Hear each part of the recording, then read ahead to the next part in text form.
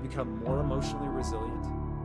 You become more able to focus on a task over long periods of time. A lot of really fascinating things happen when you meditate. The reason why you don't see it, the reason why it has not manifested, the reason why you are so frustrated is because you have not been willing to forsake all that you've been called to forsake and to follow through behind closed doors. But I guarantee you this, there's nobody in the world that can do you. You've got to start with that belief in your mind. I've got this, I can do this, I can conquer this. The relentless are unstoppable. I even want to have to say I wish I would have done more. You got to put yourself in that cage music. I switched my mind to something else. I switched my mode into something else's go time. But the difference between me and most people is you might be sweeter than me, you might be bigger than me, you like, Brian, listen to me, I don't know, you might have money, I don't know where you come from, but you will not outwork me. But when I'm in that cage, bro, don't touch me, don't talk to me, all in emotionally and executionally, in theory and strategy. So if I were trying to preemptively self-soothe, that's exactly what I would do. Diet, exercise, and sleep. That's a critical part. And then meditate. And then get your rules in place, get your beliefs in place. If you haven't read my 25 beliefs that everybody should adopt if you want to be successful and be able to rapidly self-soothe, you can download that for free at impacttheory.com, or you can just type into Google Tom Bilyeu belief system. It will pop up. How do you maintain a healthy balance between self-soothing and turning to others for support or upliftment so as not to become emotionally isolated? All right, healthy relationships are a critical part of the human experience. Sure, you can talk about it. Sure, you can plan it. Sure, you can write it down. Sure, you can go to the conference and hear about it. You can read about it. But at some juncture, you have to disappear and put the work in and come back and shock everybody that doubted you. I'm talking to that man, that woman, that boy, that girl who feels the fire in their belly. It's time for you to shock the world. You may have to sleep in your car. You may have to go without food. You may have to bounce around from couch to couch. You may have to sacrifice like nobody in your family ever has. But can you do it behind the scenes? If you truly want to live a joyful life, you need to make sure that you have close, loving relationships. If you don't currently have close, loving relationships, do not pass go. Do not collect $200. Immediately address that in your life. If you need to start somewhere and you have no idea where to start, man, go to a soup kitchen, do whatever. But get out with other people, start connecting to people, do something, some kind of way, join a Facebook group, join a club, virtual or in person, whatever weird interest you have. I promise there are other people out there that have that same interest. This was, so 10 years ago, maybe more, 15 years ago, when I learned about furries, which I still am surprised is a thing, but it is a thing. And the fact that even pre-internet, there were entire groups of people that would meet up and this is their thing. I thought, okay, if there's people that are into that, no shade, man. If that's your thing, that's your thing. But if there is a convention's worth of people that are into that, then there is a group of people for every interest, no matter how.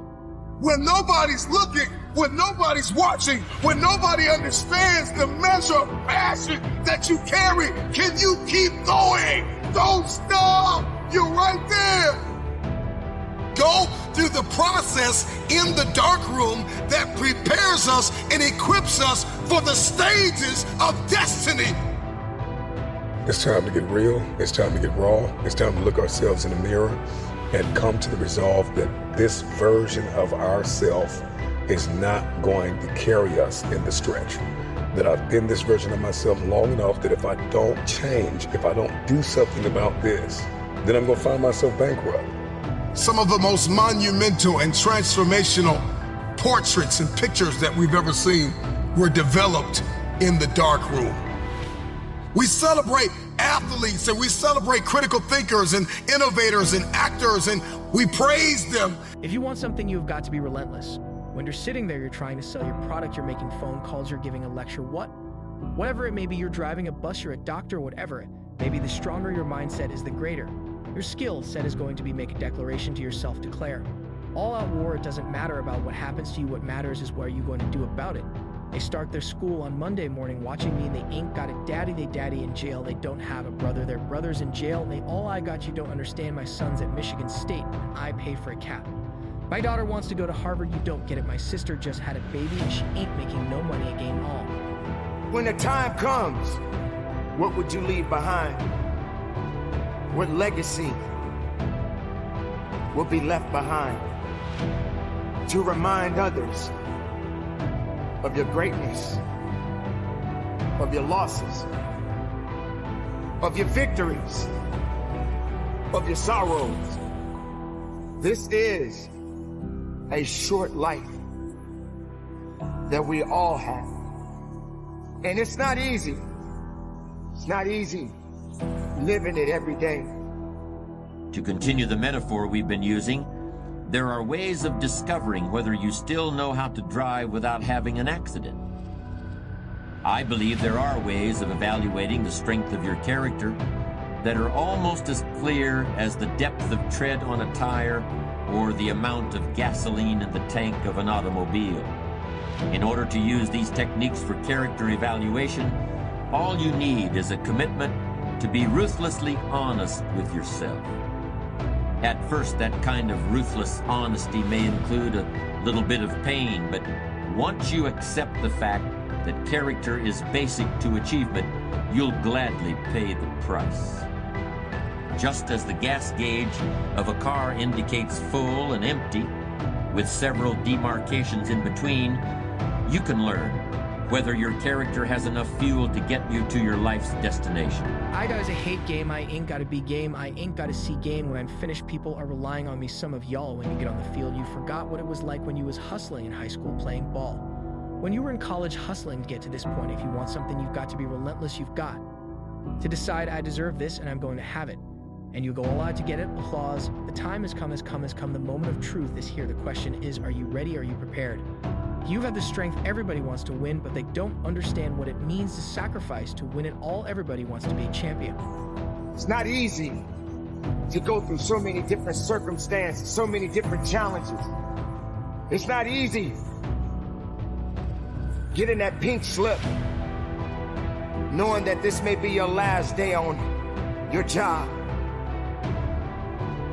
It's not easy knowing that you may lose your home because you got laid off your job. This type of pain and these different circumstances, many people are always going to come back and say, well, that's life. We cannot blame life. It is not life that makes these challenges what they are today. You can learn to tell whether you're on full or empty or somewhere in between. But while a car runs on only one fuel that is indicated by a single gauge, character, in my opinion, can be evaluated by 4 different imaginary gauges. Here's the first one. On the right-hand side of the gauge, corresponding to the letter F for full on a gas gauge, I want you to imagine the letter R, which stands for refusal.